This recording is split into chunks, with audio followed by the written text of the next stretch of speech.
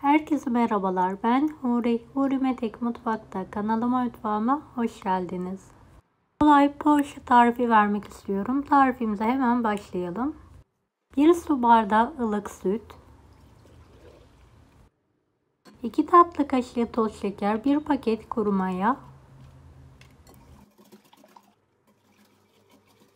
un ekleyelim. 1 su bardağı sıvı yağ,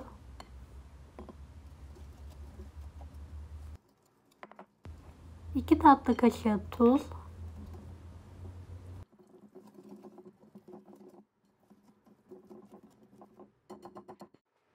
yumuşak, ele yapışmayan bir hamur hazırlayalım.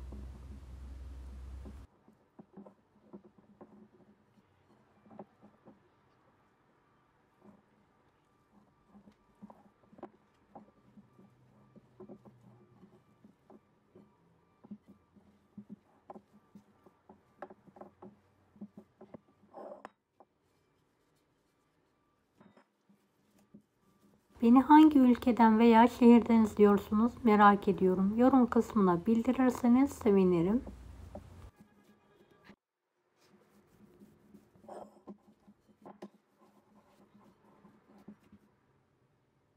Evet, hamurumuzu mayalanmaya bırakalım.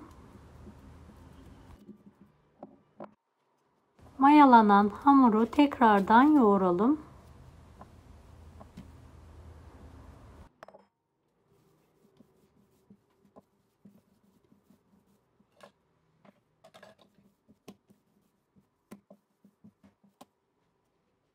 On eşit bezeye keselim.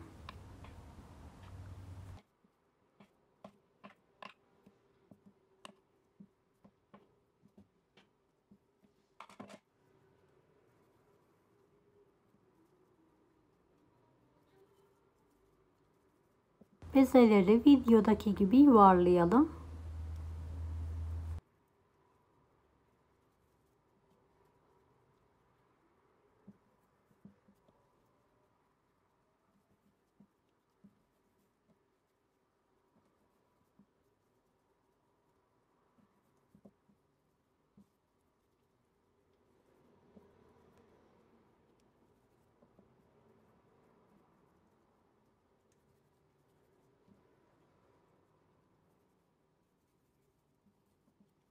Bezelerimizi un serperek uzun bir şekilde açalım.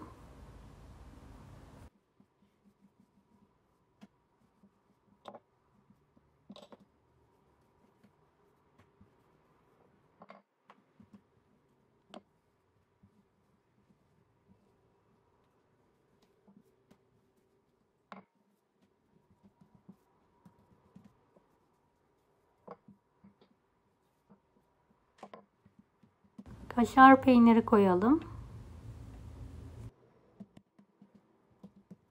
Uzun uzun şeritler halinde kenar kısmını keselim. Rulo saralım.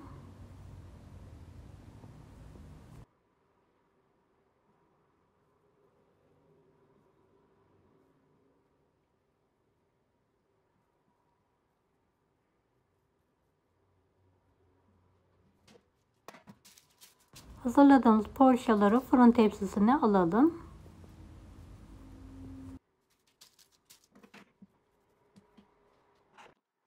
Evet, dilediğiniz iç malzemeyle hazırlayabilirsiniz. Salam, sosis, beyaz peynir ya da kıymalı olarak da yapabilirsiniz.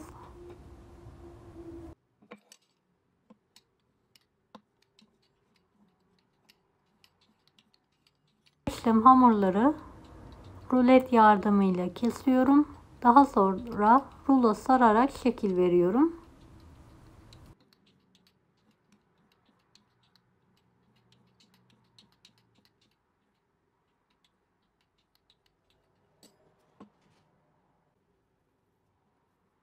Videodaki gibi hazırlamaya devam edelim.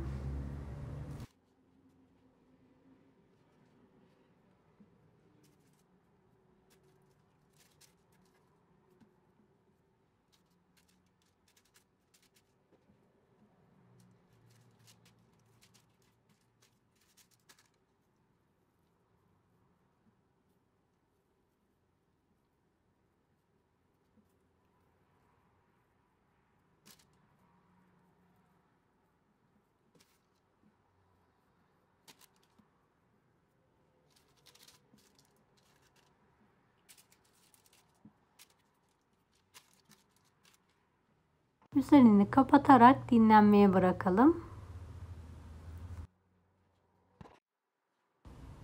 Evet, poğaçalarım çok güzel bir şekilde kabardı. Bir yumurta sarısı, bir yemek kaşığı süt ile çırparak poğaçaların her tarafına gelecek şekilde sürelim.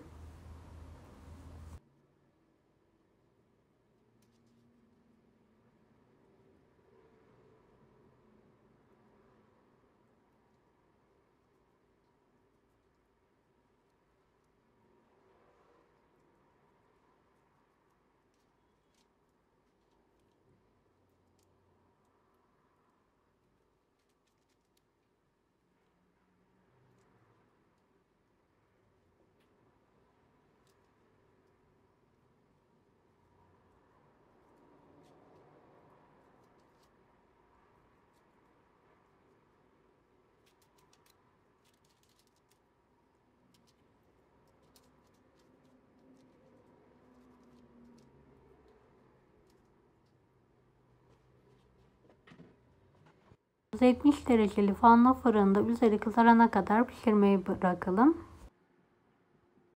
Poğaçalarımız hazır. Fırından hemen çıkartalım.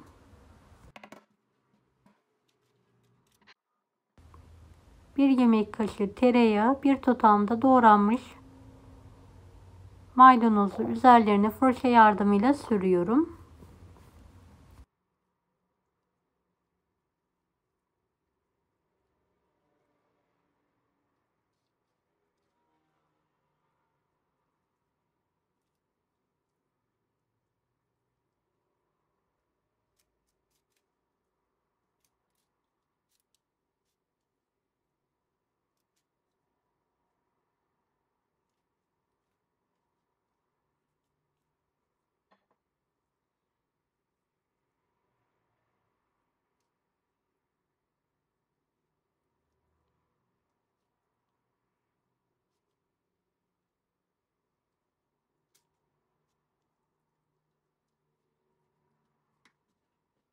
Evet, pofidik, yumuşak, lezzetli poğaçalarımız yemeğe hazır. Deneyecek olan herkese kolaylıklar dilerim. Kanalıma ücretsiz abone olmayı unutmayın. Bir dahaki videolarda görüşmek üzere. Allah'a emanet olun. Hoşça kalın.